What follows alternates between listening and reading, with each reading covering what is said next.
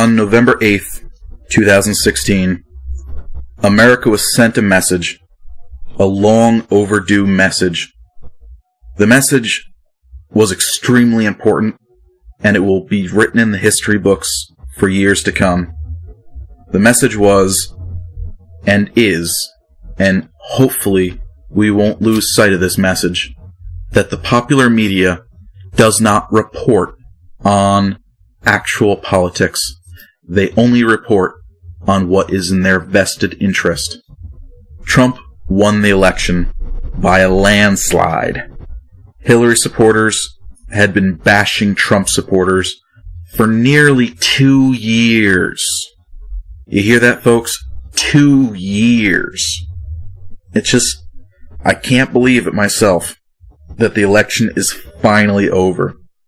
I cannot be more relieved. And now, we in America, and especially those in the political spectrum of news reporting, need to really come to the conclusion that identity politics is not a viable option. We should not be voting for the president based on the genitalia between their legs. We should not be voting on a president based on a dynasty. No more of this bullshit where Bush goes into office, and then a few years later, his son goes into office, and a few years later, his son's brother decides to maybe take up the mantle of president as well. Luckily, that didn't take. And a few years ago, we had Bill Clinton in office, and now Hillary Clinton tried to get in as well. America said no, and I am proud that America said no. That's not to say that I supported Trump. It's not to say that I would have supported Trump in any situation, because I could not do that conscionably. But I would never, and I will never, support Hillary Clinton for any public office. She is a terrorist sympathizer, and I know some people are going to be getting up in arms and pulling out the torches and coming after me for that one. But screw you. I am nothing if not a follower of history. She only got to where she was in New York State because she got a bunch of Puerto Rican terrorists out of jail. These terrorists blew up restaurants and other buildings in New York City and killed Americans. Yet, to tarry the Puerto Rican vote, she had them let go. And that's how she got to where she was, by pulling some favors. Disgusting. You cannot give any leniency to a terrorist organization that kills American citizens in America. That's just so wrong. Now, during this entire election season, Hillary had been stating, "The record shows this. I have a history of that." Well, yeah, you had a history, but it's not the one that you were showing, and it's not the one you were pushing. I just find it completely absurd that everyone seemed to have forgotten, that no one wanted to look it up, and that everybody on the news, all of the liberal media and all of the right-wing media, all said the same thing. Hillary is the only option because Trump, he's just not suitable. Well, guess what? You're right. Trump, no, he's definitely not suitable for the presidential office. But I would take him any day of the week over Hillary Rodham Clinton. If I want a crook in the White House, we'll just dig up Nixon and put him back in there. Because Hillary is just a knockoff of Nixon. She learned a lot from him. Whether you want to believe that these emails and the whole scandal was true or not, who gives a fuck?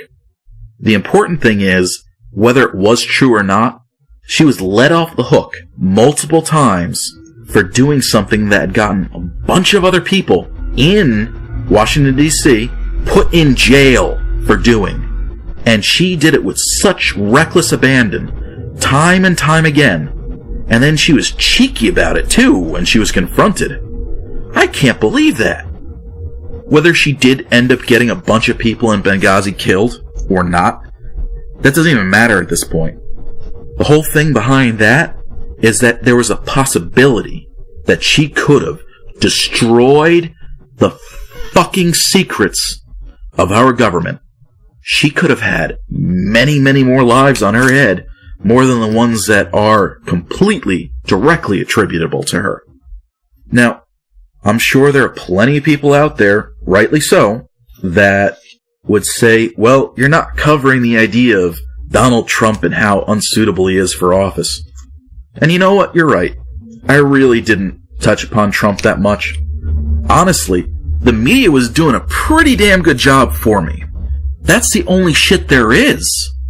Why should I bother covering something like that when the media actually is doing their job for once?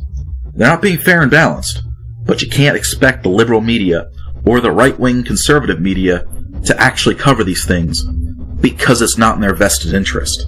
So here I am, and I'm sure history will show somewhere down the line, when I actually get a viewership, that people are going to have some really negative comments to say about me. And I've already seen it so far. I see on my videos multiple comments, but only one comment showing up. My editor did not delete any comments in there, meaning YouTube removed those comments because they're either threatening, hate speech, or a downright death threat. Now, honestly, I want those comments to show up. I really do. And it's the same thing I say about a lot of other topics here, too, on racism and things like that. I want racist speech to be completely legal, because we need all of society to be able to see when these dumbasses talk so we can identify which ones are which.